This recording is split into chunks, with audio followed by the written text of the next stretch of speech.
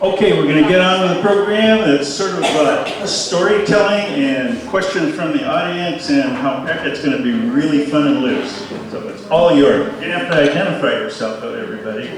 Nobody knows you.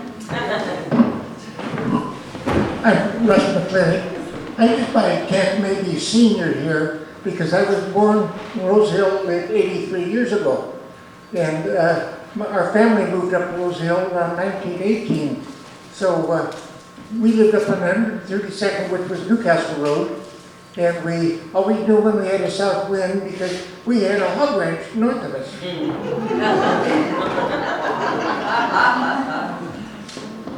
I'm a lot younger than him. I wasn't born until 1930. And I was born in my grandma's house out at Denny Park because there was no hospital here yet. And the senior doctor, McKibben, delivered me. Or that's what I've been told, I don't remember it. And our house, when I was born, is for keeping. It's by QFC.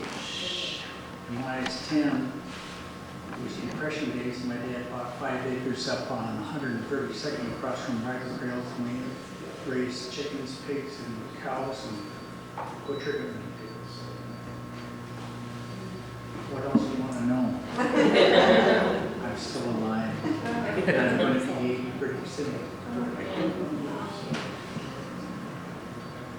Well, I think I'm the oldest.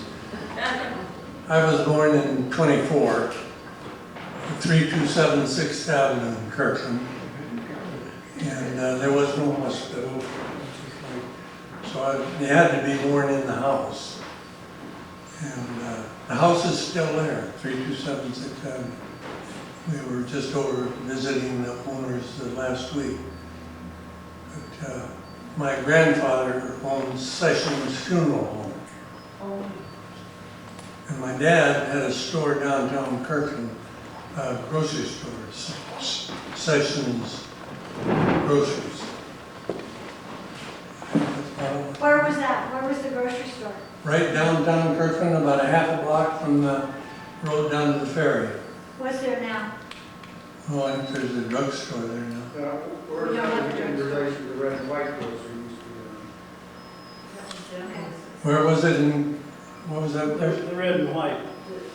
Is that the one that Tremaine took over later on? It was red and white for a while. Not that I know of. Is it south of Rexall? No, it was north. Middle. Yeah, it was just half a block north of the street that went down to the ferry. When I went to the university, I rode my bicycle down to the ferry, got on, went up in the captain's cabin. He took it away from the dock, and I steered it across the lake. And then I would go down, and he would make the landing. I'd go down, get my bike, and ride on over to the U. You can imagine what they'd do today if they had somebody like that steering the ferry.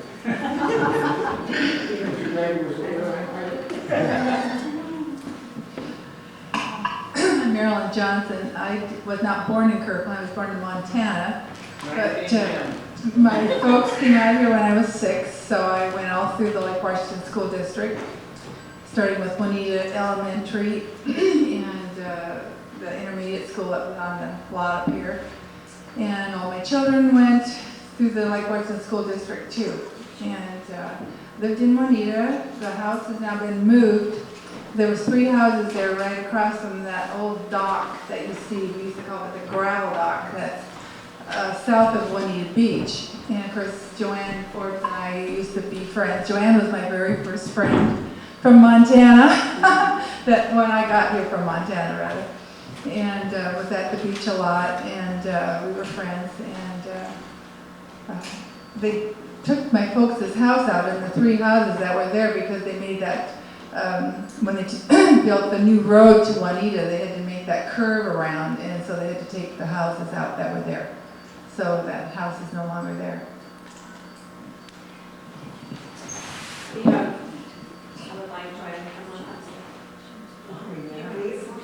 Yeah. Actually, it's going to take a chair away from you. How long you put? I got You got lots of spare. And also, speaking of horse, I I've been loving the sessions to bring us wedding pictures because they were married inside the Catholic church on 6th Street, just across, 6th Avenue, right across the street where he was born. And he brought pictures tonight. So I'm going to scan them and return them. So thank you. I'm Ray Lincoln. I moved here in 1938. We moved down to Juanita. It is the only house that's still standing down along Juanita Way. You've probably gone by it. It's a brick house. It was just built when we moved in and rented it for 1 year. And then moved up to Kirkland. We moved up to 12th Street, just about 4 blocks north of the cannery, the old cannery. And we had about an acre of ground there. We had cow, chicken, of course, big garden, and lots of fruit trees. And I went through the school districts from 3rd grade on up. And now I live in north of Woodinville. That's about all I can think of. I'm Sans Contreras. I probably shouldn't be here. These people are very old.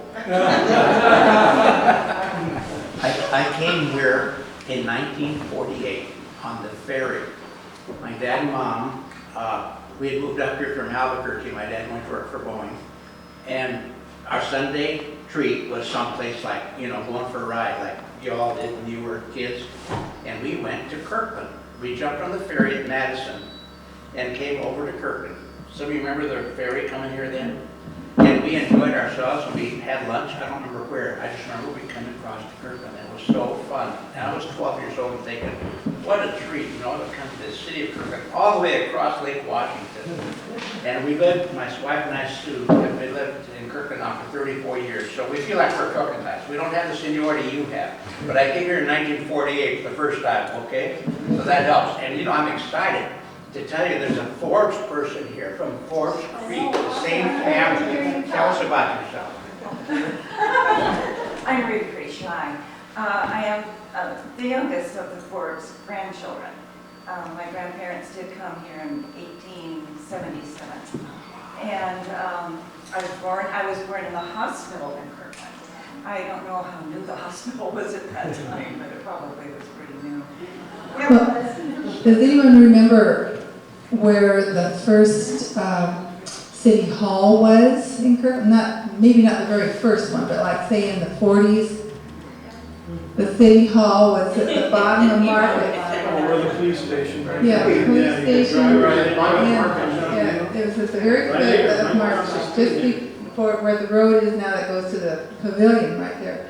Well, City Hall used to sit right there. And one time my brother, he had gotten a kind of like an old Model T car, comes down Market Street, and all of a sudden, and behind him, ironically, was my neighbor. She lived up the street away. She was right behind my brother, and what happened was the front wheel of my brother's car rolled off, and it went right through the City Hall front window. And whoever was sitting there, I don't know what happened after that, but my neighbor was just in hysterics but nobody seems to remember City Hall. You remember when City Hall was right here? It wasn't very big. It was No, very small. And then police station was right next to I it. think it was not long after that they built the new one now, kind of across from the Eagles Hall right now. On Main Street. Central. Well, it was on, yeah, Third. Corner of Central and Main.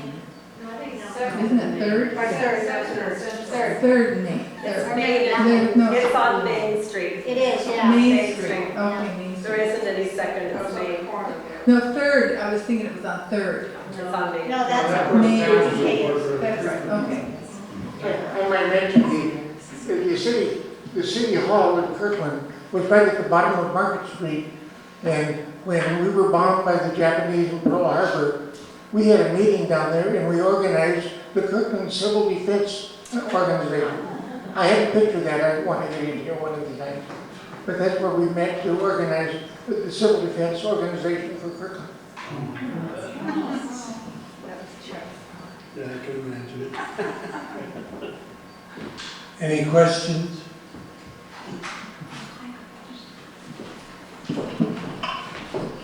This is kind of a long question, but my maiden name is Tufel, and I grew up on a farm in Hillsboro, Oregon, so like what you were talking about, we had fruit trees, a huge garden, and cows and sheep, and I may not seem that old to you, but I grew up like that, and now my old family farm is a housing development, and I was wondering, you know, all the places I grew up, we pressed cider by hand. My grandfather had an old cider press, and I had a very idyllic childhood, and I was just wondering, if you look at Kirkland then, and if you look at Kirkland now, what do you think are the worst things we've done to ruin maybe what that beautiful lakeside resort town feel that you're describing?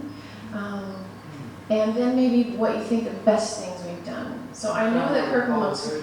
Yeah. Well, I not one yet. I'm trying to figure out, I know change is a part of life, and I just wonder what you think are the worst things that have happened to Kirkland in your lifetime, and the best things. So I wonder if you'd mind answering that for me. I would be happy to answer that because it's called one man's opinion. The worst thing that happened in Kirkland since I was a child was population. We knew everybody from 132nd to Kirkland because we walked down and went swimming in South Kirkland all the time. And you knew everybody. I got in trouble and my mother knew it before I got home.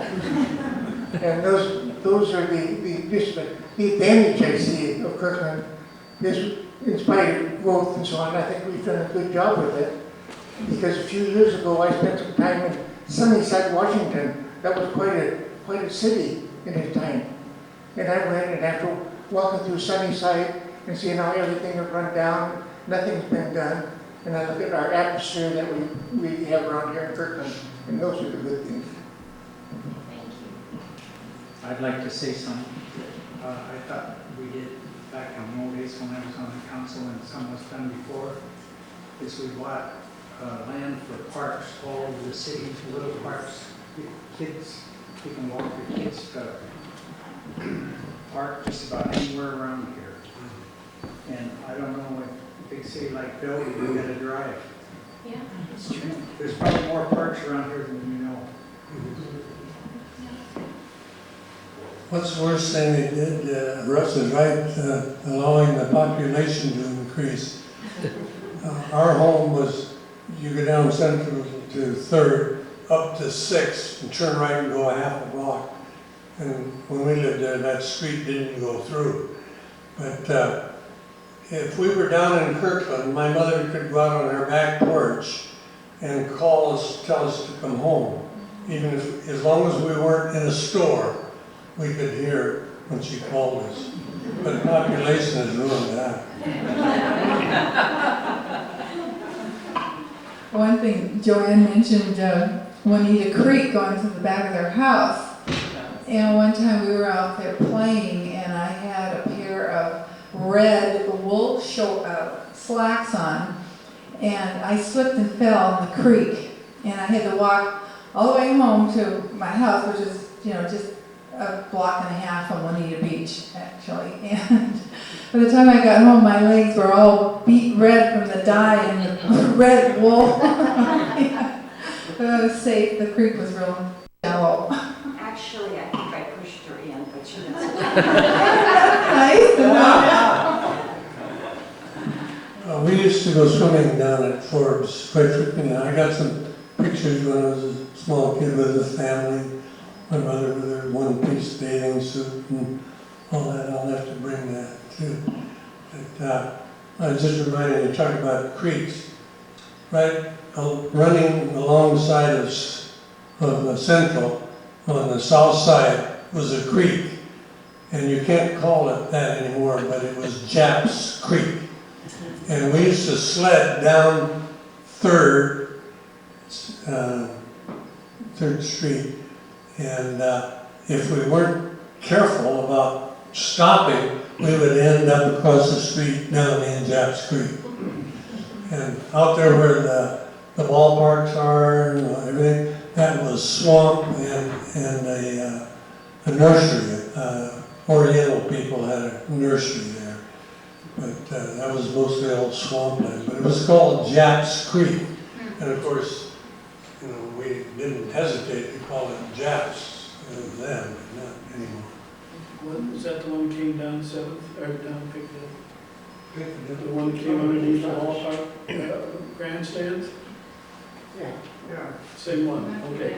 The grandstand at the foot of the hill? Yeah, when the WPA put the baseball grandstand in, the creek went right underneath the third base yeah. side. Right, yeah, yeah. That's where all Kirkland sewage came down there and went to Yeah, and then they had a sewer plant right across there, we used to hit foul balls into that. Yeah. But Japs Creek went right down and entered the lake right near the ferry dock. And one other quick, if I may. One time when we were waiting for the ferry, that was all blackberry bushes and everything else where the park is now. Right alongside the ferry was this very rough blackberry. And we heard a bunch of kids playing over there, and we went over and looked, and they were skinny dipping right down by the ferry in that, near the blackberry bushes. Did you get pictures? What happened to Japs Creek? It's all built up. Culvert, Yeah, It's a culvert now. it's still there, but Oh, yes, it's underneath. it used to go down and then go under the Kirkland out into the lake. And That would be nice to have back again, don't you think? no. I have bad memories about landing in it. wasn't it right by Dr. Dobbs' dentist, there next to the Flying A? It came right down, right underneath there. He had that little wooden shack that he had his dentist office right next to the, between the Flying A and the Standard Station. You had to take a walk, a boardwalk out to his little wooden cabin kind of thing that he had a dentist office. Yeah, that's right. Yeah, forgot all We used to walk by that. We were talking about the things that could happen. We lived about a block from the railroad tracks on 12th Avenue. And there's a side track. So whenever they had work being done, why they would bring the workers on the cars parked on the side tracks. And they also, down closer to the, probably not more than a block and a half from the Camry, was a, what we called a bums, hobo jungle, yeah. Oh, Joe. And we would have these hobos come up and they'd, of course, we'd never lock the doors in the house, but they'd come up and ask for work so they could get some food or whatever they wanted. And there was never a problem with theft or anything. They were truly wanted to do work for what they wanted to do, and for what they wanted. And then the Mexicans were working on the railroad, and they would sit out there at night playing their guitars, and you could hear that on the area. It was really fun. Yeah. Was there ever a railroad station? Yes, up it was, where? the depot was Kirkland Avenue. Kirkland Avenue. Kirkland Avenue comes up there, and then there's a turn up to where the Little League fields are. Whatever. Yeah, up But there. what? And it was right, the Right Little in the League parks. Oh, Everest? Everest Park. Everest Park. Yeah, it was right along, right, just at that turn. And that depot there. Oh, yeah, very small, but it was a depot. I'd like to hear about Lee Johnson Sr. I know he started with Little League. Was that your time, before your time? What, you remember? Lee Johnson Sr. was older than I was. And he started the East Side Motors in Kirkland, right downtown Kirkland, beside Red Bank of Commerce, or Sanford Central Bank is down. That was original East Side Motors. Bank of America. Okay. They just Bank of took America. Bank of And America. then later, they moved up to Rose Hill and built a station up there, and it just happened to be right where the freeway's coming through. So I mean, used before they had rebuilt up above the freeway. And then their son, Lee Johnson, is the one that was very athletic and went all through the Kirkland schools and everything like this. And Lee Johnson Sr. was on the school board in Kirkland. And young Lee Johnson, of course, started to be now. He has two boys, Wilbur and Lee Johnson.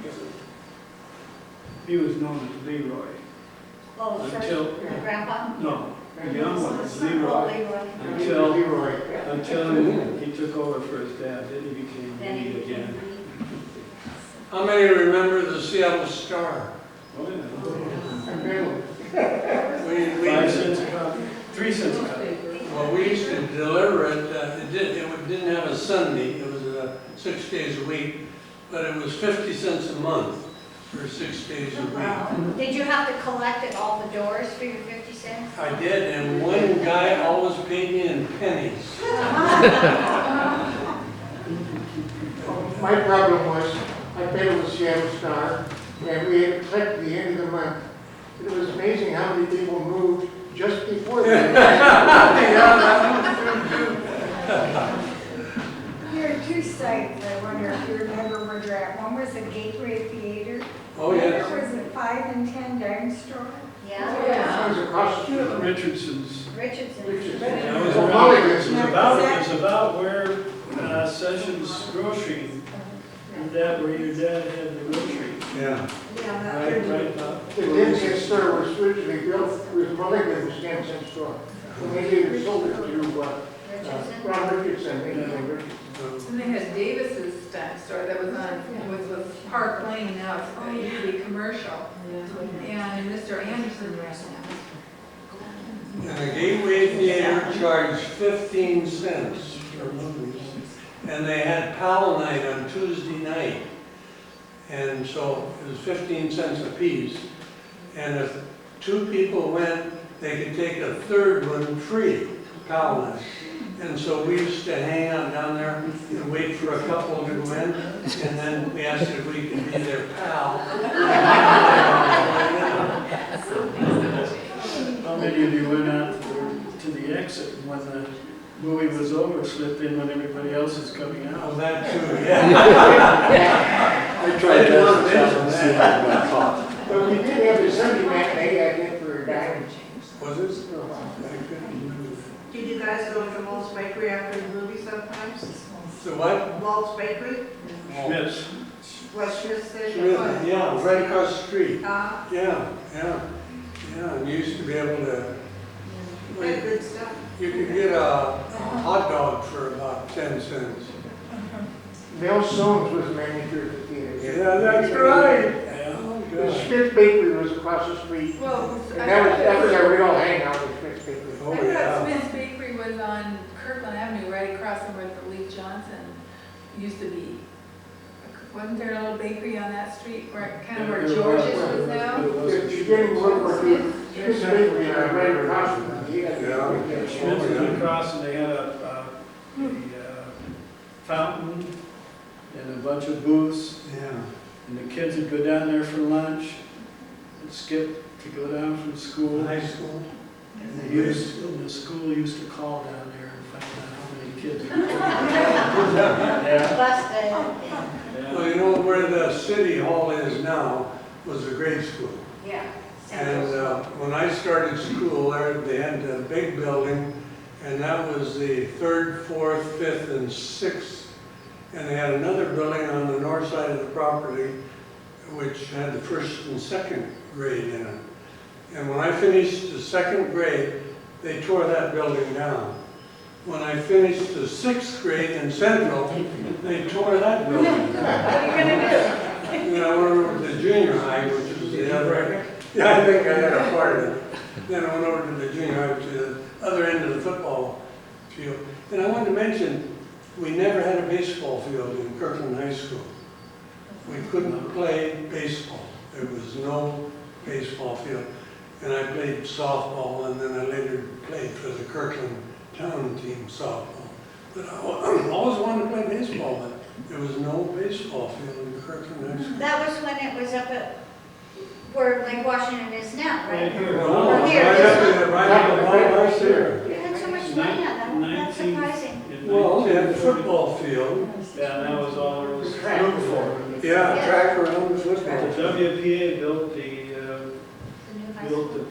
built where they had the civic center and they had the baseball field. Yeah, The old baseball at field, right? PK. With the stands and everything. Right, and in 1946 was our first baseball team, high school baseball team. And we used to have to go down there and rake the ground before we could take infield or do any of those things. And the reason we had a team was Otto Smith was pretty smart.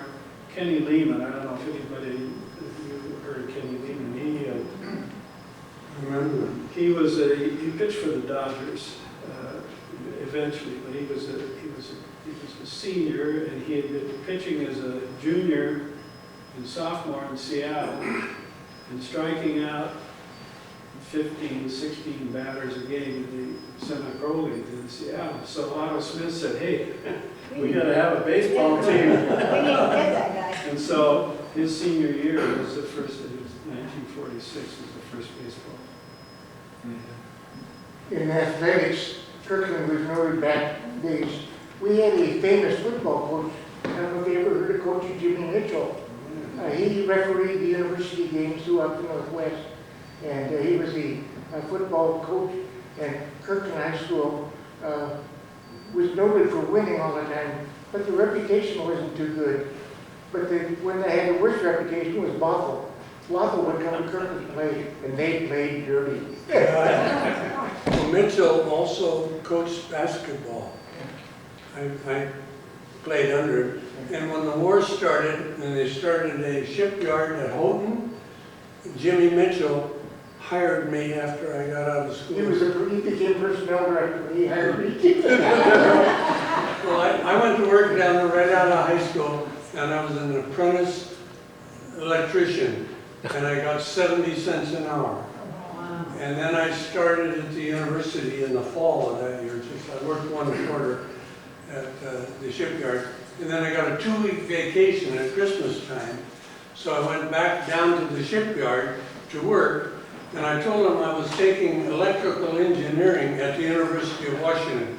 And I was hired on as a senior electrician. And I got $1.20 an hour. Smart man. The guy that hired me, who I worked for, I had worked for as an apprentice, and he knew how much I knew, so he just gave me jobs that I could handle. This story she may not know, but her husband was my classmate in high school, and he was a couple years older. And when we were in the 9th grade, he was a month or two too old to play football. So he went to work at the shipyards. Did you know that? No, I didn't quit school. No, he didn't quit. He worked graveyard, and he was making more money than 2 or 3 of the teachers that we knew at that time in the junior high. And then he'd come to school and kind of sleep through the class.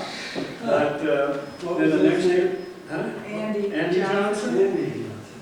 Yeah, and then the next year, of course, he was eligible to play in high school, and he played all 3 years in high school. But that was an interesting story. Otto Smith was a great mentor of his that kept him in school and kept him going. And he went on to try to play in the big leagues, but he didn't, went to the Kirkland Dodgers farm team. Right, I have to tell a little story, if you don't mind, seeing Sally here. Sally's mother was a student teacher up at college in Bellingham when I was up there. And then I was teaching here at Central School, and we hired Freddie Denton. Her name was Freddie Beckham, of course, at the time. And she taught the 4th grade, and I taught the 4th grade, because they only went up to 4th grade. We had a little rivalry there between us. She got at me because when her students played ball with me, that they got sent to the outfield, and my students were on the infield. And she didn't think that was quite fair. Just before Christmas, we heard the door, just before recess, the door opened, and we knew something was up, and we were wrestling outside, and her class sang us a Christmas carol. So we thought that was just great, but it was still about 10 minutes before recess. So one of the students in my class brought Fred Waring's Christmas carols. Carter Scott, principal, was gone. So we took it in the office, put it on the photograph player, and turned it onto their room and played it. And just as the bell rang, it was over with. And kids from her room about said, "Boy, I've never heard a class sing so well."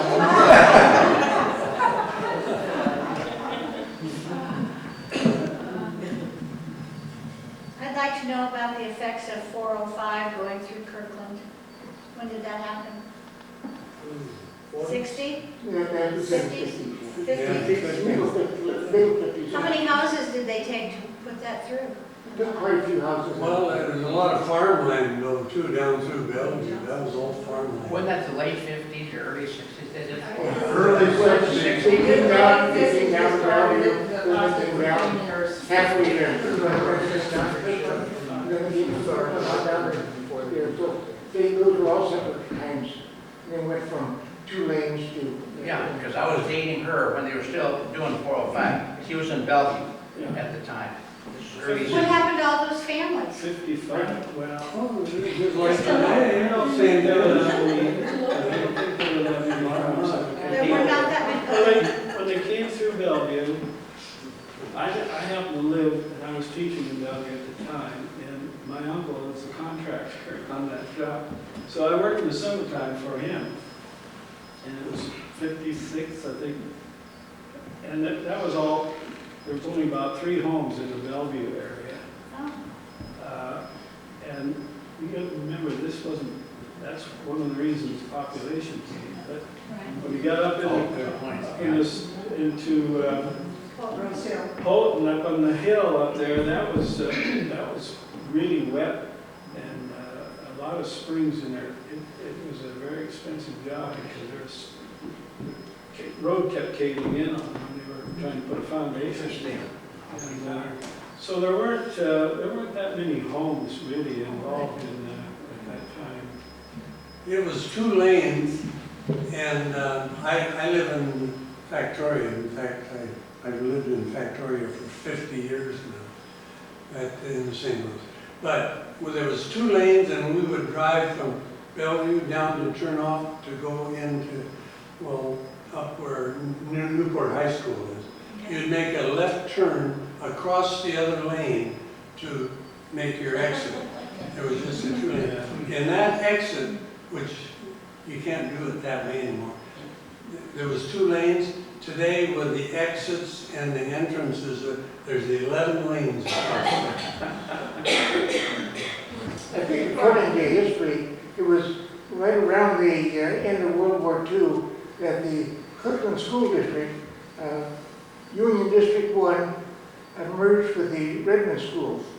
And by merging together, they were building the Lake Western High School, and it joined Redmond High School and Kirkland High School together.